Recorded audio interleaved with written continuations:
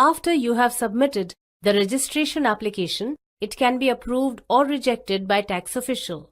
Alternatively, tax official can raise a query and seek clarification.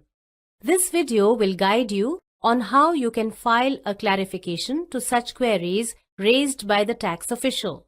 To begin, access the GST website www.gst.gov.in.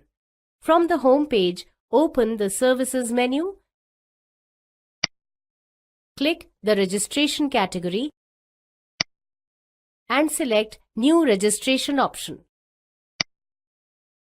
Select the Temporary Reference Number option and enter the TRN that was generated on submitting Part A of the registration application. Enter the CAPTCHA as usual and click Proceed. This will trigger an OTP. Enter the OTP received and proceed further. Notice the status of the registration application shows as pending for clarification.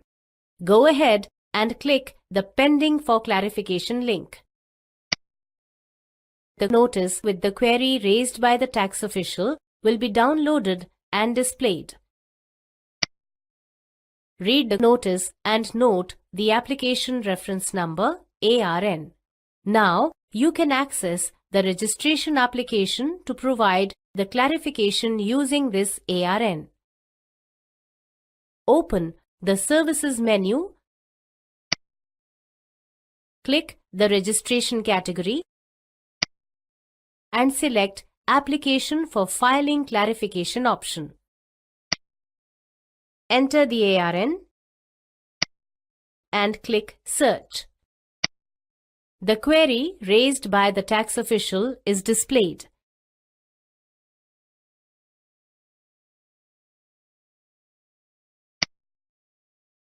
Provide your response to the query raised. Provide any additional information that you may want to provide to the tax official. You can attach the document based on the query raised. Make sure the document is in PDF or JPEG format and of size up to 1 MB. Once done, verify the clarification. Select the name of the authorized signatory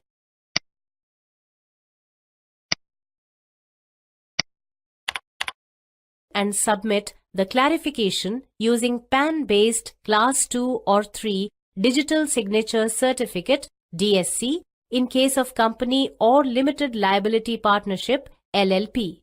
But before submitting the clarification using DSC, the DSC needs to be registered using the Register DSC service on the portal. In case other than company and LLP, the clarification can be submitted using the e-sign or electronic verification code (EVC) option as well. Both these services are Aadhaar-based services and require you to have the mobile phone number registered with the Aadhaar database handy. In case of EVC, you will need to enter the OTP for authentication. Agree to the warning message which says that all your furnished information is subject to verification and scrutiny.